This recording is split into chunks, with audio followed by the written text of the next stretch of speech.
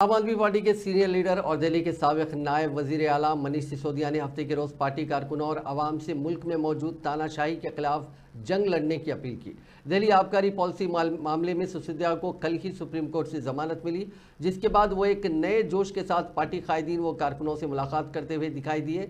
आज सिसोदिया ने party headquarters में आम आदमी पार्टी के कारकुनों व आवाम से खिताब किया, जिसमें वो बीजेपी को शदीद तनकीद का निशाना बनाते हुए नजर आए। उन्होंने कहा कि बीजेपी वाले आइन से ज्यादा ताकतवर नहीं है, हर शख्स को इस तानाशाही के खिलाफ लड़ना होगा।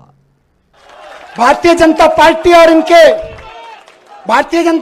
और इनके तोता मैना कितने ही ताकतवर हों, लेकिन देश के संविधान से ताकतवर नहीं है। ये लोग देश के संविधान से ताकतवर नहीं है।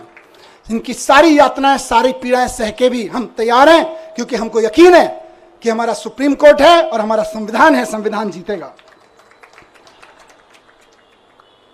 बस आखिर में यही कहूंगा कि हम भगत सिंह के चेले हैं। कह के गया था ये बात, कह के गए थे ना, भगत सिंह के चेले हैं, डरने वाले नहीं है तुम्हारी जेलों से भी और तुम्हारे तोता मैना से भी।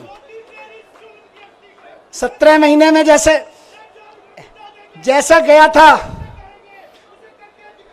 बिल्कुल 17 महीने पहले जैसा गया था वैसा ही दिख रहा हूं कि नहीं दिख रहा? एनर्जी कुछ कम है कि ज्यादा है? ज्यादा है ना। बस इनको लग रहा था जेल भेज के एनर्जी तोड़ देंगे, अब ये कहेंगे यार इनको जेल मत भेजो, ये तो दुगनी एनर्जी लेके आते हैं।